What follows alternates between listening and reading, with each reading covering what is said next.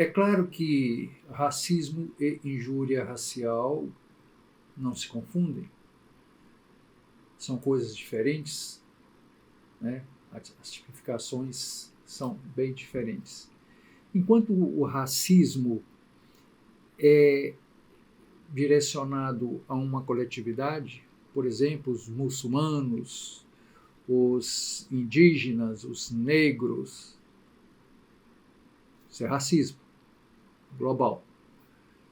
A injúria racial ela é voltada para uma pessoa em especial, né? Assim, quando o autor ofende a dignidade, o decoro utilizando elementos de raça, cor, etnia, religião, condição de pessoas idosas, portadoras de deficiência, aí nós estamos falando de injúria racial, né? É tudo tipificado com isso. Pois bem, isto posto, vamos fazer uma reflexão aqui que tem me chamado muita atenção. Nós criamos uma espécie de rede de estereótipos e vivemos em cima desses estereótipos. Criamos estereótipos. E aquilo passa a ser uma verdade, às vezes até um valor. E começamos a estereotipar tudo. Só que aqui, quando se fala em racismo, vem toda essa concepção de negro, de preto. A gente fala que a pessoa é negra ou que a pessoa é preta. Eu comecei a pesquisar na internet e às vezes às vezes não tenho muita liberdade com as pessoas, sobretudo meus alunos, falam assim, você é negro ou é preto? Como é que eu devo te tratar e tal, esse negócio todo? Apareceu um rapaz aqui na internet falando, detonando a ideia do negro, né? Passado negro, então a negritude como algo pejorativo, algo ruim, e que a cor é preta. Do ponto de vista da língua portuguesa, pessoal, eu concordo plenamente. A cor é preta, não existe cor negra. Isso, a meu ver, está certo. Mas o grande problema é que nós criamos significado para as palavras, não é, pessoal? A palavra pedófilo é uma palavra linda na sua origem, etimologicamente, pedófilo, pedos, criança, filos, amigo. Olha só que interessante, amigo de criança. Hoje não, hoje falar em pedofilia é crime e tal, esse negócio todo. É muito complicado, não é? Nós criamos significado para as palavras. Isso à parte. Então, quando se fala em racismo, pessoal, não é só em relação a negro, a preto, não é isso não. Não é só em relação à cor da pele. Os indígenas, né? Os arianos, os sei lá quem, né? Tem muita coisa que precisamos entender como raça.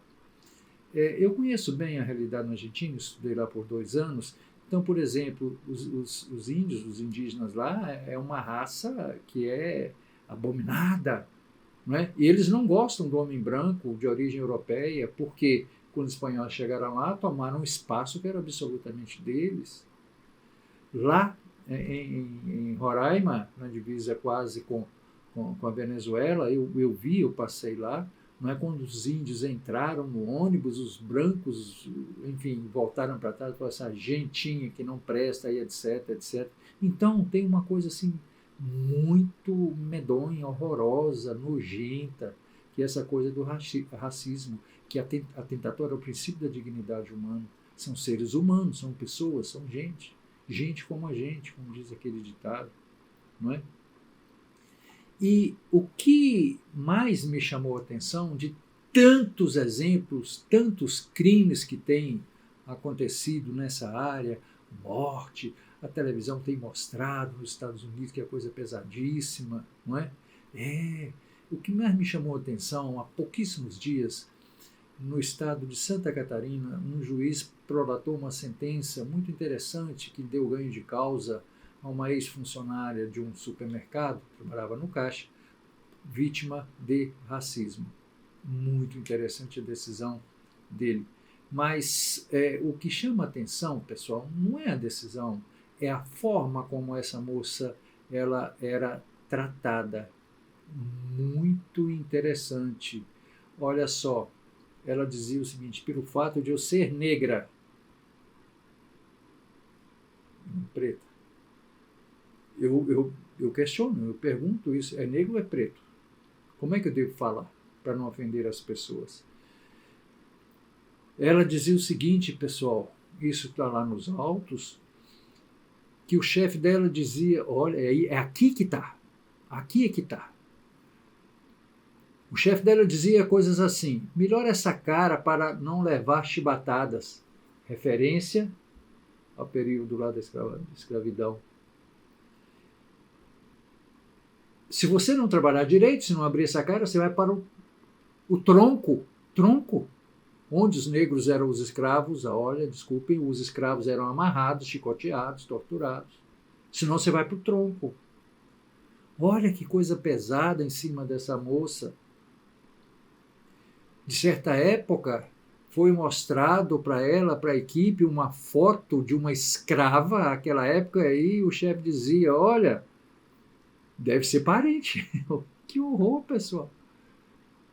Que horror, deve ser parente. Quer dizer, é jogando para baixo a autoestima dessa pessoa. Isso está errado. Não pode. Ninguém merece isso. Não me chamem de branquelo inútil, qualquer coisa que o valha. De pessoa inútil, não sei das quantas, ainda mais por causa de cor de pele.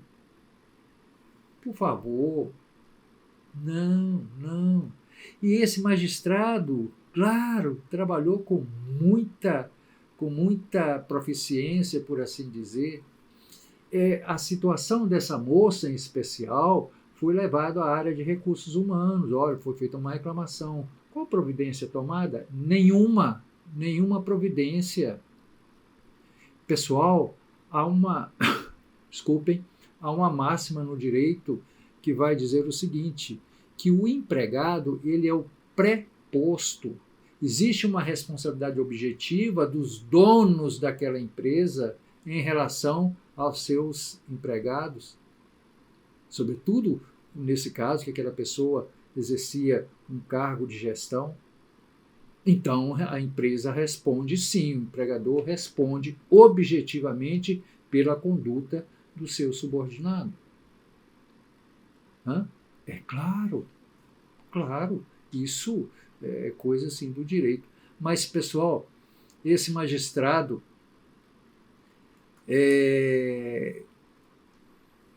uma sentença muito bacana, muito interessante, e ao final ele diz, eu vou ler esse finalzinho porque me chama a atenção e eu vou deixar no ar. Assim como o peixe morre pela boca, diz o ditado, as palavras elas são perigosas. Mas o contexto. Então tá. Se é o contexto, nós precisamos mudar esse negócio. Nós precisamos mudar um pouco esses estereótipos que criamos. Ele termina assim. Por tudo que foi dito, tem o que a reclamante teve sim a moral ofendida por atos praticados pelo seu então chefe, certo? Que, com base na cor da pele dela, negra,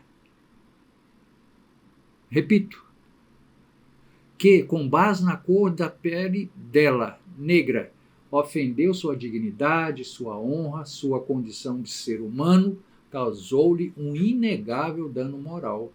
Certíssimo? É isso mesmo. Está querendo o quê? Foi sem querer. Por favor, esse discurso não vale mais. Direito é interessantíssimo, direito é bonito, pessoal. Quando a gente enxerga por trás dele a justiça. Vamos pensar nisso. Por hoje é só. Até a próxima.